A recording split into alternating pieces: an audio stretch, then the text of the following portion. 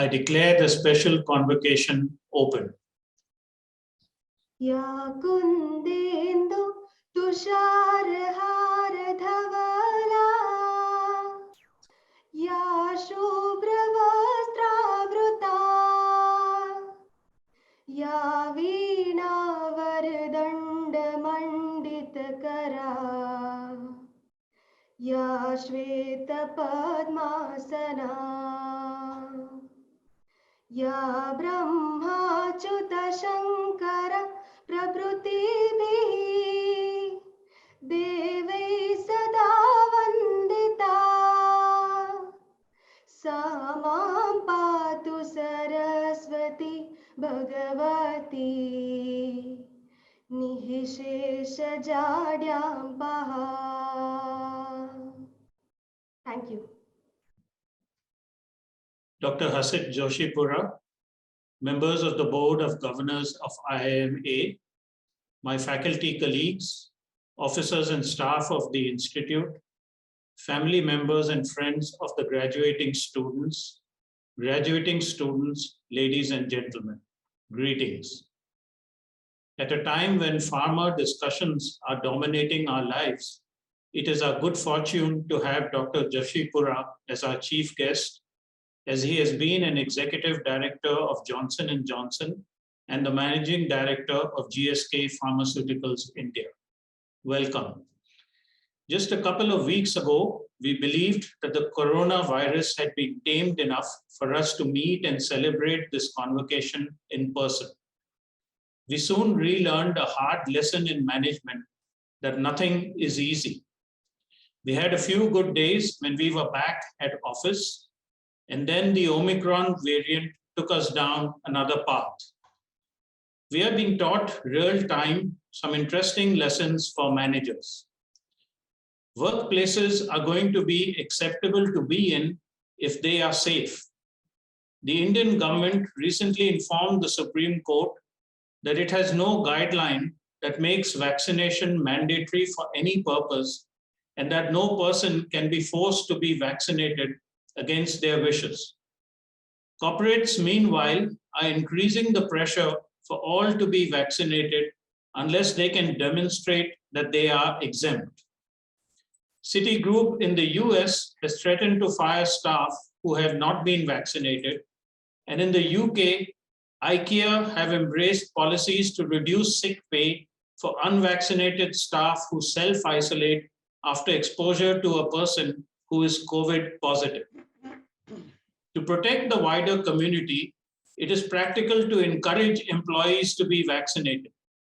And duress via a no employment for those not vaccinated policy should be a last resort.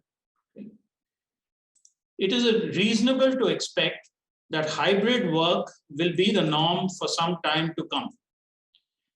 While some would prefer to work at least part of the week from home, some, due to the limitation of space, are unable to do so. And of course, it is hard getting work done with people sitting and staring at computer screens all day. This is well known to you who are graduating today in an online program. Many tasks have been handled remotely during the pandemic, but not without causing strain and some loss in productivity. This is mainly due to the coordination and communication costs associated with managing teams online. Improvisation is lost when meetings have to occur at predetermined times, and exchanging information is difficult when some participants are in the same room and some are on screen. Business is struggling to find ways to address these challenges. Facebook has advertised for a director of remote work, and some firms are experimenting with a 4-day week, hoping it will be less stressful and just as productive for employees. Not everyone will be fortunate though, as firms seek to accelerate workplace automation and reduce the jobs they offer and the expensive real estate tied up in office spaces. It is a signifier of the human mind that despite scientists informing us that we should expect regular zoonotic contagion, we have been unprepared to handle the contagion that comes with mutation of the virus. It is good to remind ourselves that we had near misses with SARS, the two influenza epidemics, H5N1 and H1N1, Ebola, and MERS. Even now, the world is divided between those who believe that Omicron is transmissible but mild and activates immune responses that provide protection against nastier variants. Those defeatists who believe that if everyone is going to be infected, it is better to party, as sooner or later the virus will get to you. And the doom and gloom kind who think the virus will dodge vaccines and overwhelm the health system's ability to respond.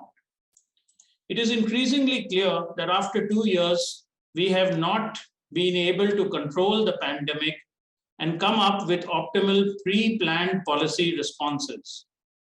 The management question is why we do not engage sufficiently in advanced planning of equipment and testing and vaccination policy capacity, and do not have a robust system of emergency responses to first signs of community contagion. We know the benefits of planning for adverse circumstances. We have a ready estimate of what measures will be deployed and thereby avert possible mistakes from hasty decision-making.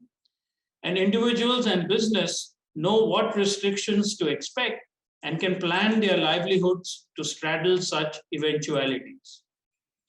Plans work well if we are clear that we are open to being informed about the latest findings as to how best to limit contagious interaction. More stringent restrictions as an early response system bring the R number below 1 and make it possible to facilitate faster resumption of normal social interaction and economic activity. We have seen how New Zealand and South Korea have followed such a strategy and have been able to return to routine economic activity quicker than other countries. It is easy to defer a containment policy in the name of freedom and growth and disregard the longer-term implications of a build-up of the rate of infections. This is very like my propensity to go to bed later than normal, even though I know that I will be tired the next day and have diminished concentration and attention, which will affect my productivity. Yet I convince myself that I want to relax from the trials of the day and have some me time before going to bed. I deceive myself that I have control over the best use of my time, only to discover later that by not sleeping earlier, I have lost control over my ability to discharge my responsibilities to the best of my abilities the next day. This is a comedy of judgmental errors, and there are many like it that you would have experienced and will come across in your work roles. A lot of good management, and I dare say good living, is about self-awareness, mindfulness, and self-control. You have been exposed at the Institute to some of these principles and about taking ownership for the decisions you make. We wish you all success as you step out as ambassadors of the Institute and look forward to the myriad achievements that we are sure you will actualize. It is for you to control your destiny. And do keep in mind that if you do not, then someone else will. Our very best always to you and your families. Thank you. Graduating students of the eMode Postgraduate Program in Management, please pay attention. As I call out their name, each graduating student will be deemed to have received their degree individually. A.V. Ram Narayan Reddy.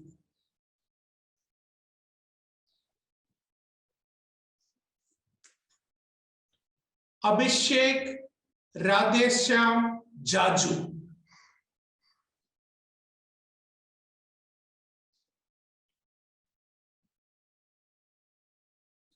Amit Prajapati.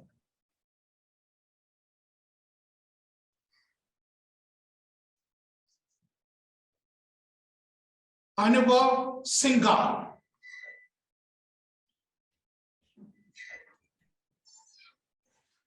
So,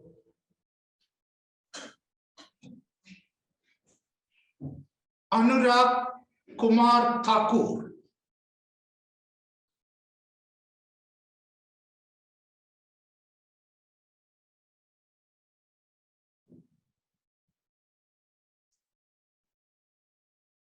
Arun Karthik R.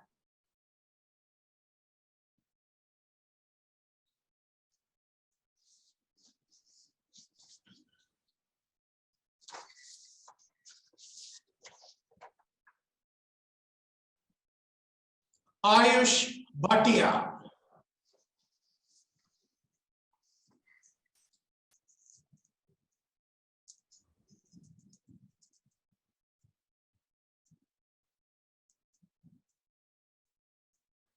Biswas Rupankar Dipankar.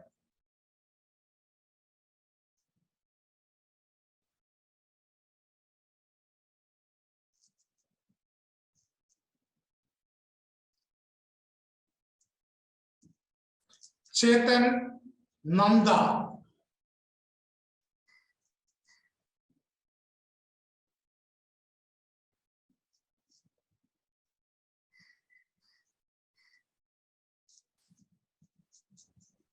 Chinmay Manoj Chandakar.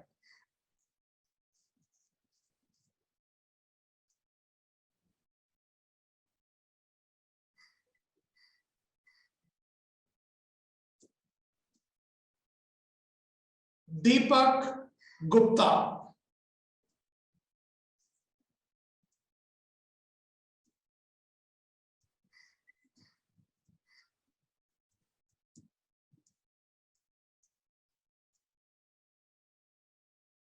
Deepti Jain.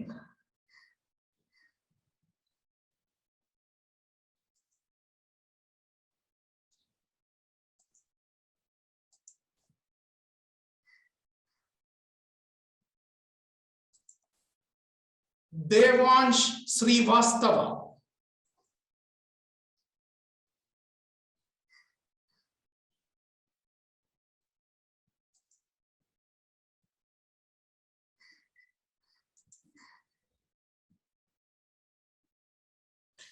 Dilip Aditya Singh.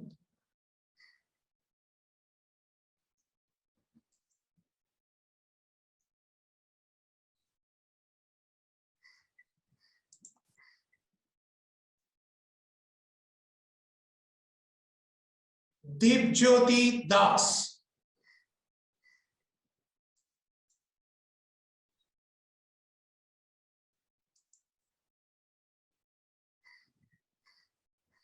Gaurav Deepak Kumar Rawal.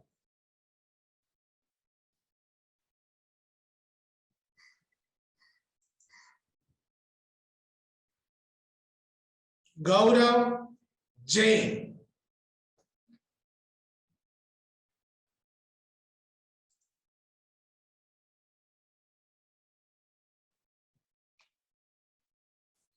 Keith Manhar Lawa.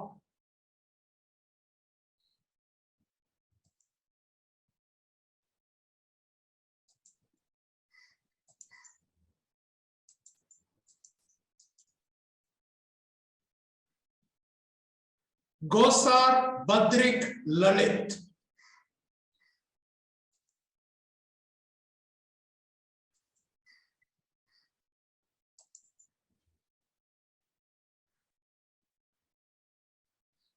Gupta Varun Shashi Prakash.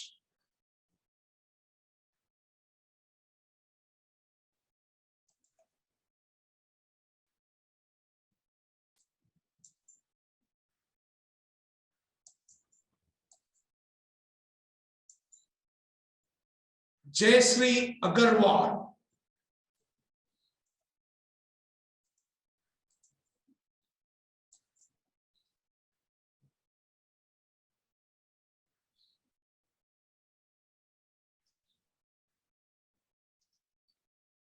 Joshi Trilok Pandey.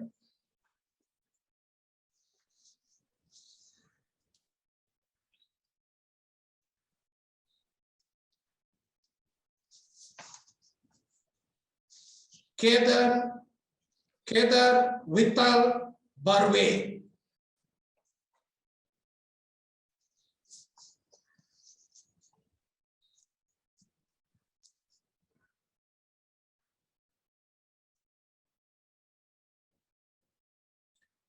Ketaki Desai.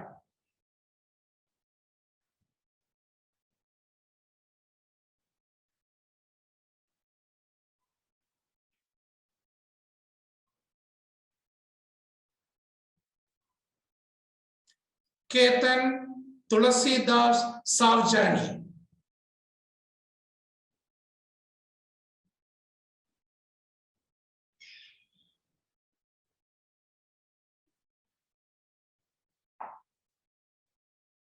Manish Kankani.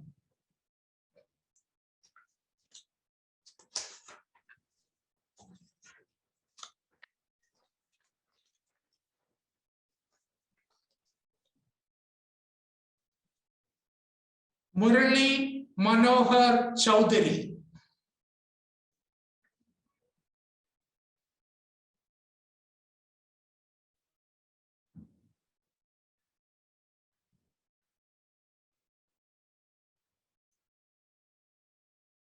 Nilesh Barhate.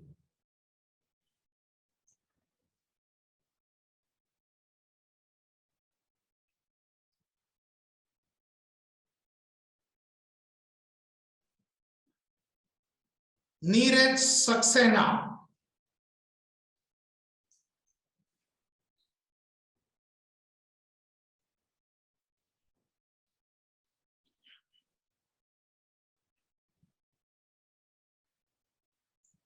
Nishant Kumar.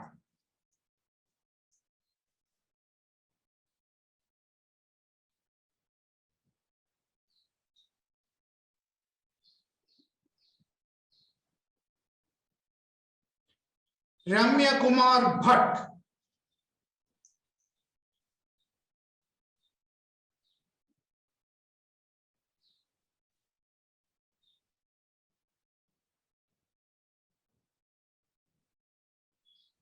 Ratnesh Chandra.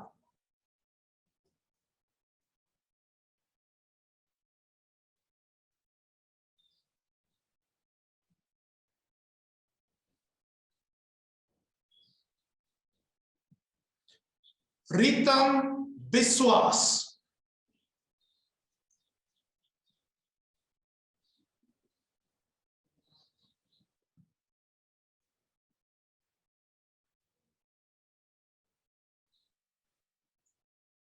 Rohan Verma.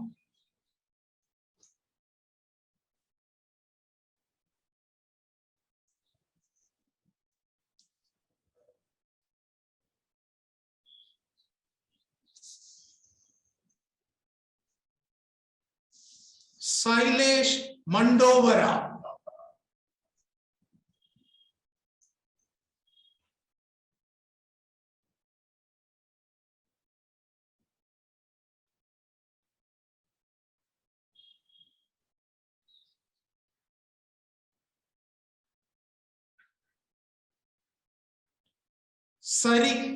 Sarika Shirish Tungare.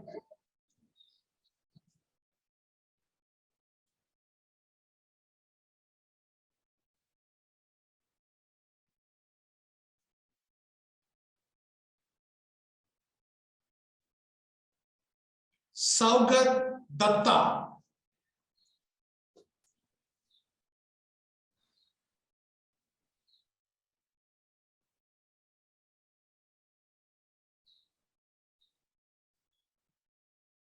Saurabh Walia.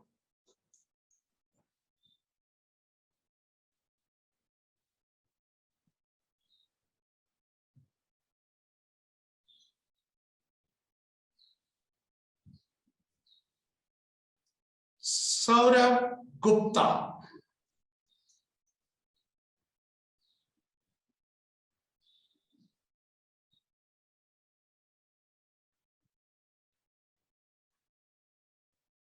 Sayan Datta.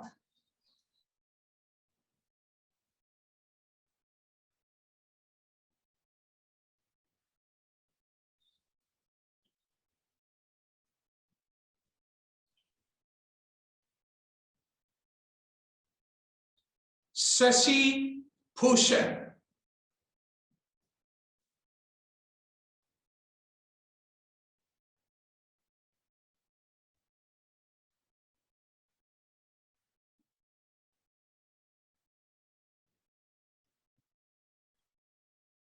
S.K. Ziaul Haq.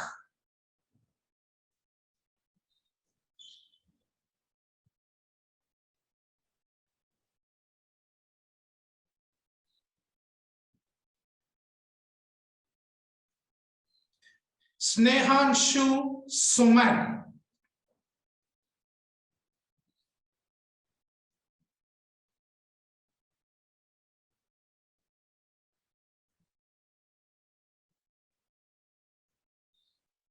Saurav Biswas.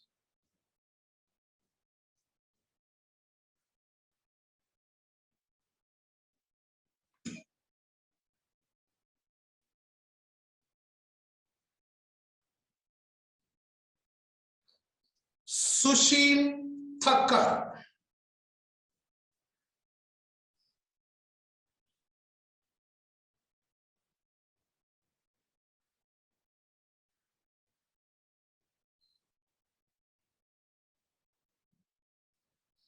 Swapnil Ashok Malgaonkar.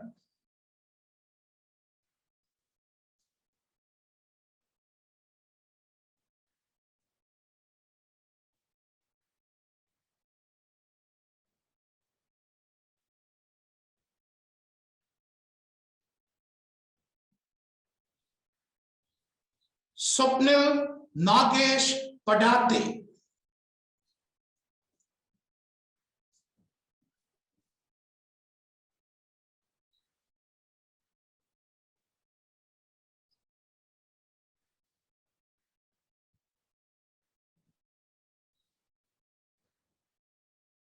Takhawale Tushar Nandakumar.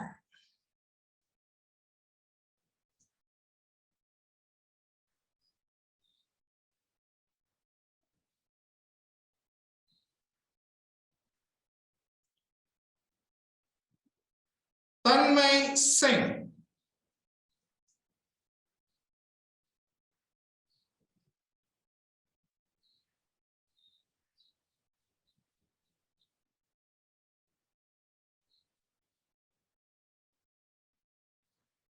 Tumarada Lakshmi Vaidehi.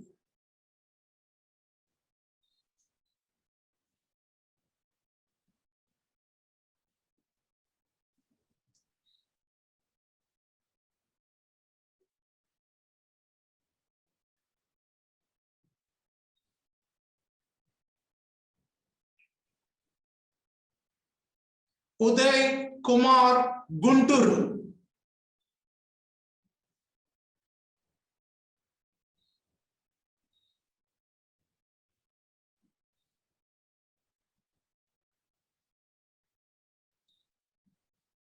Vanya Shekhar.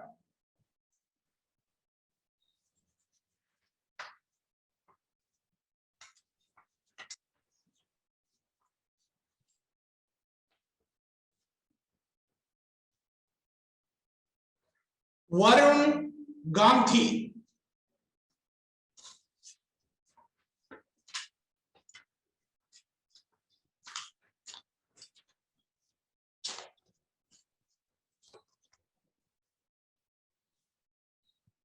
Varun Sharda.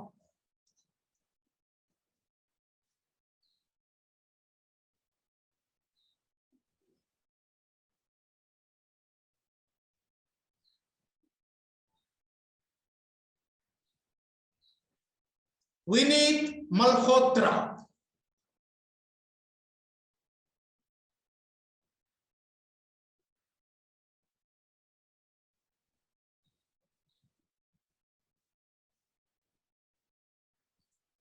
Vipin Kala.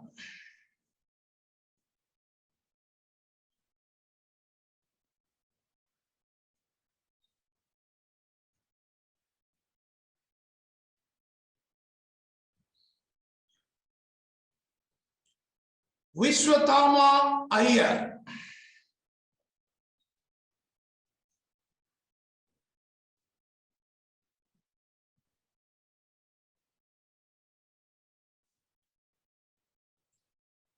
Vivek Bansal.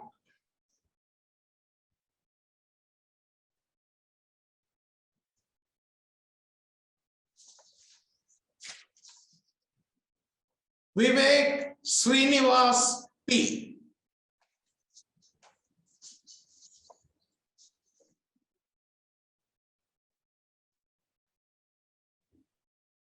And Yash Prakash.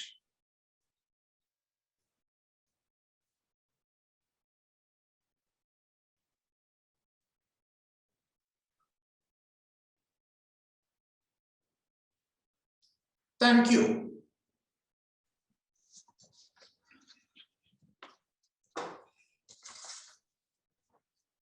Students of the graduating batch, you have been conferred the degree of Master of Management Studies by the Indian Institute of Management, Ahmedabad.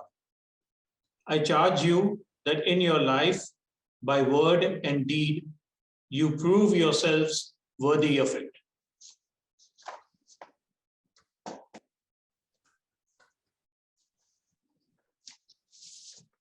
The Indian Institute of Management, Ahmedabad Gold Medal for Scholastic Performance has been awarded to the following candidate of the 2-year E-Mode Postgraduate Program in Management. Ketan Tulsidas Savjani.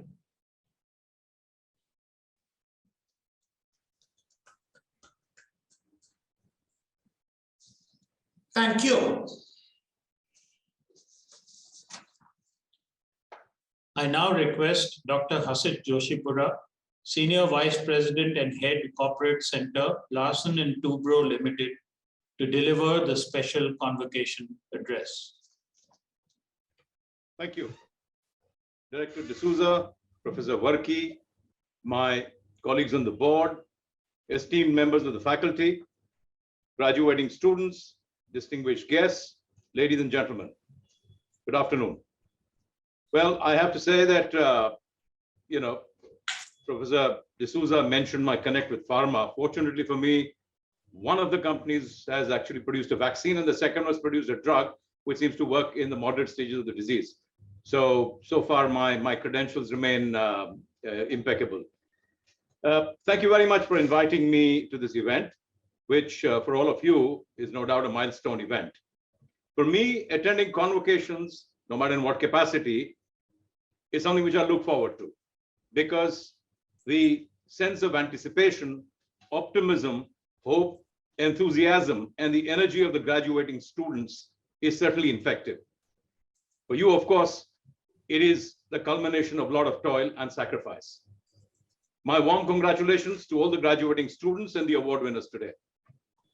I understand most of you have joined post-work experience or are entrepreneurs in your own right, and therefore will be able to relate to some of what I am about to say.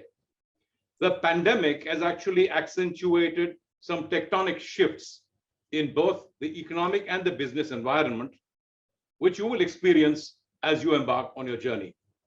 Exactly how these will play out is difficult to call just yet, but certainly awareness and attention is called for. The post-World War II generation, which is really all of us, have been singularly fortunate in as much as we have not had to encounter a life-disrupting global crisis up until now. To illustrate, pre-World War II saw global crises with almost predictable periodicity.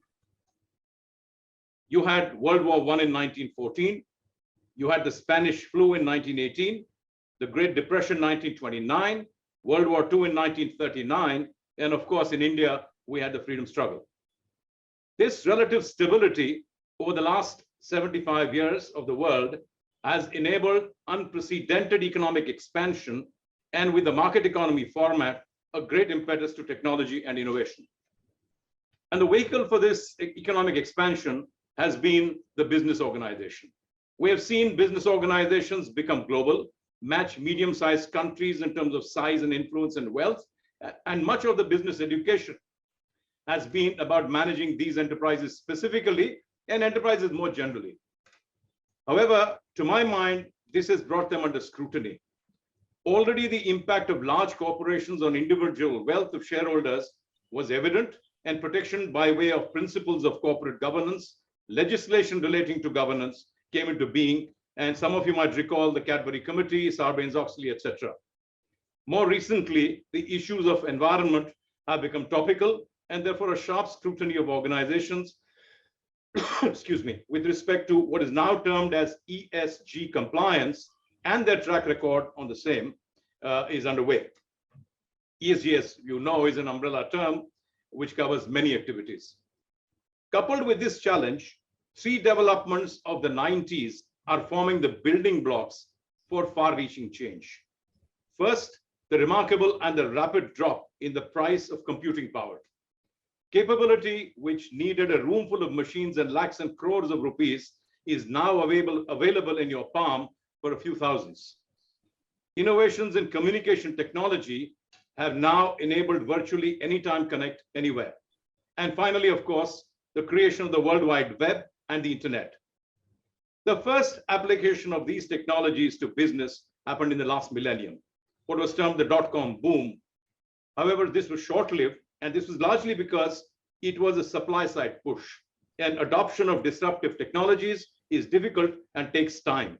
To be well diffused, disruptive technologies need widespread adoption on the demand side. However, the pandemic has created a demand-side compulsion and accelerated adoption of disruptive technologies, paving the way for some radical changes which have the potential to overturn received wisdom. I outlined some of these and are by no means exhaustive, but are indicative. You will experience these in your lifetime, and so I believe are relevant. The received wisdom has been that scale and size of an organization are a moat in themselves, and coupled with market share are sufficient conditions for longevity and endurance of a business and its economic and social impact. The truth today is that in many instances, scale and size have become a deterrent to speed and nimbleness, which are required to deal with rapid disruption in technologies and business models. Trend-setting and marquee names of yesteryears with a legacy of over a century have imploded in a matter of months because their legacy and speed became a deterrent to rapid change that was necessary. They miscalculated the speed of transformation in the generation space by renewables, and change when it was attempted was too little, too late. Therefore, the received wisdom of relentless pursuit of scale as a means to safety is now a myth. Instead, the ability to bring about a creative destruction of existing models and making the transformational changes is the norm. We are seeing some of that with very large businesses in this country itself. These are businesses who have been able to read the tea leaves and are necessarily making these changes. Past success could also be a hindrance to future glory. Again, the initial anecdotal and now tidal wave of evidence which values startups with new age capabilities and very few assets, save IP, at values beyond leaders of yesteryears and today are a pointer in that direction and testimony to that fact. The second big shift brought about by the internet, which has made knowledge ubiquitous, is what I call the democratization of innovation. Until recently, innovation came either from research laboratories of large corporations with deep pockets, or public research institutions and laboratories, or out of well-funded academia. No longer so. In the discovery-based pharmaceutical industry for years, the belief was big pharma pumped in money into one end of the funnel and out came the golden pills. That changed 20 years ago when big pharma had challenges with R&D productivity and biotech innovation was emerging out of startups where intellectual capital was the prime currency. Over time, they have reached an equilibrium where these innovations coming out of startups are then commercialized by well-funded big pharma. This is true of tech as well. You have all heard folklore about garage startups becoming unicorns, decacorns, what have you. This trend is here to stay, and radical innovation will keep coming out of small, tight teams with a high degree of intellectual capital. Financial capital is not an issue, with ideas being at a premium, not funding in a world awash with liquidity. The third shift relates to what is now popularly called the future of work. Received wisdom used to be that there was a reciprocal contract. Corporations used to offer lifetime employment, and in return, loyalty was what the employee offered. That contract went out at least 2 decades ago, if not more. Then issues like diversity gained center stage. Then alternative formats of second careers for women, all in search of perceived equity and, of course, talent. The pandemic has resulted in one more format, which is work from home. And already companies are contemplating differential compensation depending on your geography of work. And then you have the gig economy, where young people today do not wish to be confined in a straitjacket of formal employment, but prefer working for a period and then take a break to pursue other interests. Employers will have to develop flexible formats apart from flexible cultures, which accommodate maverick innovators. Work in progress, but you need to watch this space.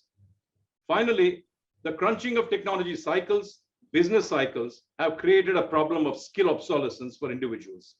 This is real, and people in many industries are facing this. No longer will you be able to compartmentalize your life and say that you are done with formal learning. All of us will need to become lifelong learners if we have to stay contemporary and relevant. The fact that you have chosen to take a mid-career break and come to this program tells me that all of you are already believers. Therefore, I believe that the future for the generations of today is far more potentially fulfilling than it was for my generation, given the straitjackets that we had to fit into. And you are a part of that benefited generation. There is a Chinese blessing which says, "May you live in interesting times." I do not think you need that blessing. It is already true for you. And I wish all of you great success in all your future endeavors. Thank you for your attention.